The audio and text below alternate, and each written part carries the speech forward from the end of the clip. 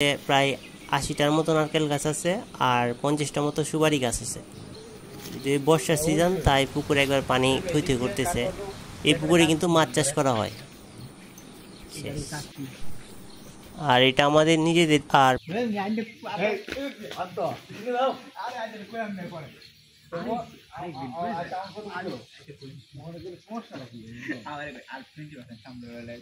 ঘাট করা, চারপাশ বান দেওয়া, এই পুকুরটা অনেক সুন্দর।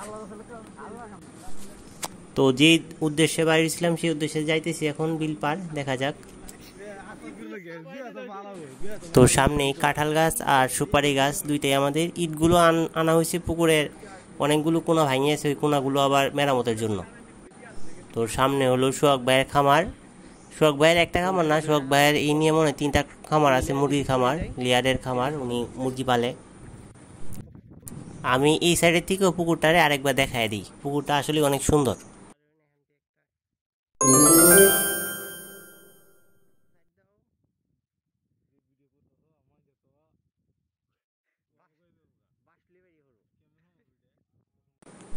তো আবার যাত্রা শুরু আমাদের। আর ভাই গ্রামের রাস্তা যেরকম হয় সেরকমই, একবারে বৃষ্টি সিজনে আসছি, কাদা। তারপর আমরা যাবো, কাদার উপর দিয়ে যাব। হ্যাঁ জুতা কিন্তু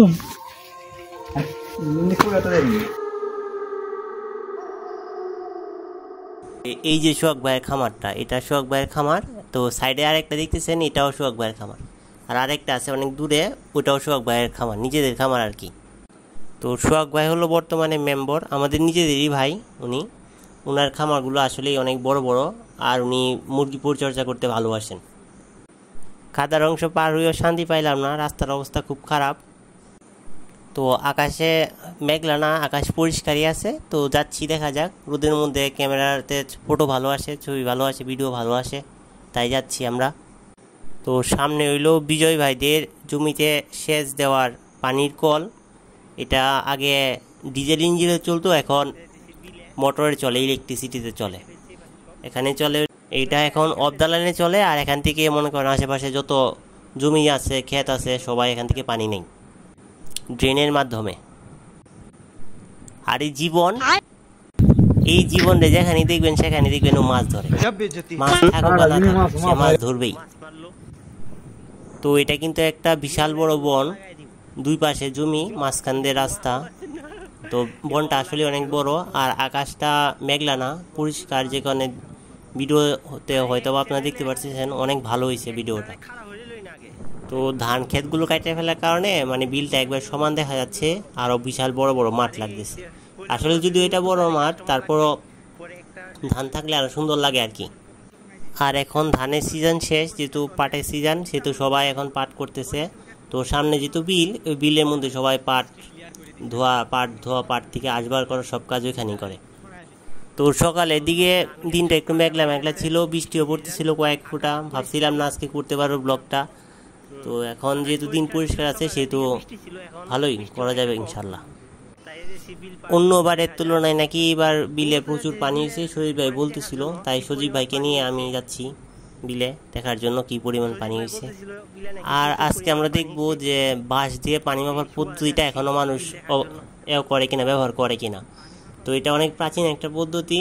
এটা হলো প্রত্যেকটা বাঁশের একটা একটা করে গিরা ডুবে, আর মানুষ বুঝে যে কি পরিমাণ পানি হয়েছে।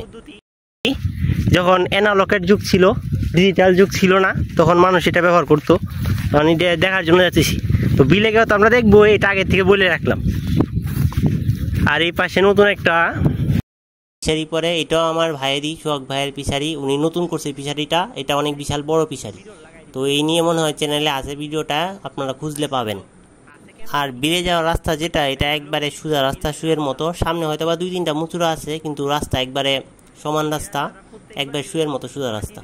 তো এই রাস্তাটা আগে অনেক ভালো ছিল, কিন্তু বর্তমান সময় এটার মধ্যে বিভিন্ন গরু, অন্য অন্য মহিষ যা নেওয়ার মানুষ নেই, যে কারণে পার দিয়ে উঠে যেত গরু, সে তো পার ভেঙেছে, অনেক মালামাল টানছে। এই সিজনে যেহেতু বলছিলাম ধান কেটে ফেলছে, তো ধান নিয়ে যাওয়ার জন্য ঠেলা গাড়ি ব্যবহার করে অনেকে, তো পার এই কারণে ভাঙা। এখানে একটা পানির ড্রেন আছে। তো এটা কি করে, ওই পাশে যে পানিগুলো আছে মানে রাস্তার এই পাশের ক্ষেতে, বাম পাশের ক্ষেতে পানি ডান পাশে নিয়ে আসে। এটা হলো রাস্তার নিচ দিয়ে একটা চুঙ্গি দিছে, আমাদের গ্রামের ভাষায় বলে এটাকে চুঙ্গি।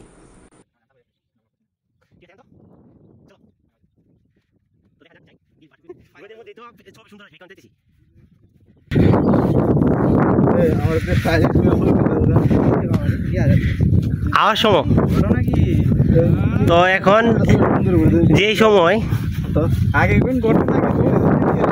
এটা এই সময় তো সামনে কয়েকটা ক্ষেত আছে আমাদের, জমি জামা আশেপাশে ক্ষেত আছে,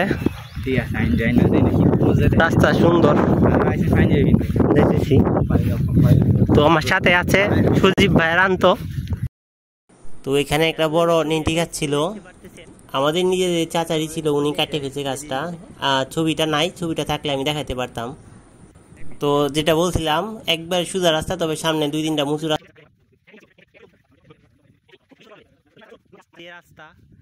তো বিলে যে পানি হয়েছে সেটা দেখার জন্যই যাচ্ছি, কিরকম বৃষ্টি হয়েছে, কিরকম পানি জমছে। আর আশেপাশে ধান ক্ষেত যা দেখতেছেন বেশিরভাগই কাটে ফেলছে। তো এখানে একটা মুচুর আছে সামনে। তো একটা স্টোরি শেয়ার করি। সজীব ভাই কদিন আগে একটা ফোন কিনছিল, ফোনটার নাম হলো, তো একটা স্টোরি শেয়ার করি।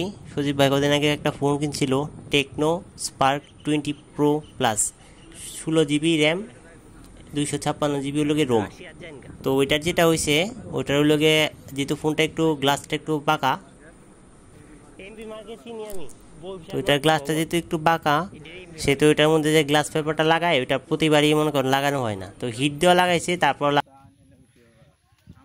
লাগানো হয় না। এবার নাকি উনি বাজিতপুর থেকে লাগাবে সম্ভবত, যা শুনতেছি।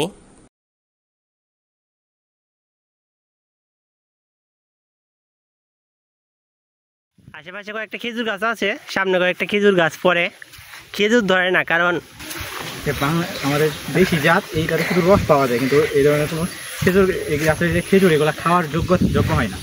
খেজুর ধরে না কারণ এটা দেশি গাছ, আর বল নাই গাছে, এই কারণে খেজুর ধরে না। আর রস তো আমাদের এলাকায় বেশি একটা কি রস সংগ্রহ করার মতো লোক নাই এই এলাকায়, লোক খুব সংকট। ভবিষ্যতে ইনশাল্লাহ হবে, যখন খেজুরের গুড় চাহিদা বাড়বে। আর বিশেষ কথা হচ্ছে এই এলাকার মধ্যে লোক একবারে কম। আর বিশেষ কথা হইলো এই এলাকার মধ্যে লোক একবারে কম মানে নাই বললেই চলে।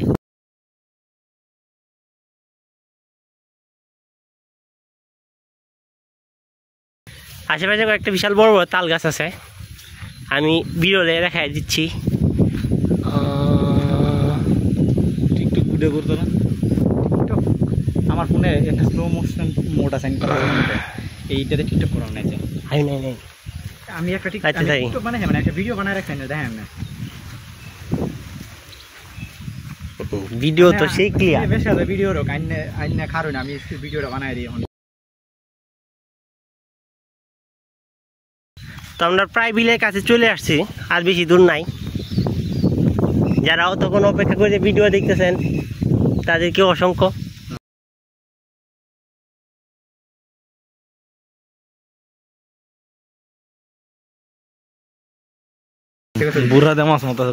তো প্রায় বিলে চলে আসছি, এখানে সুন্দর সুন্দর ভেলা আছে, দলের ভেলা।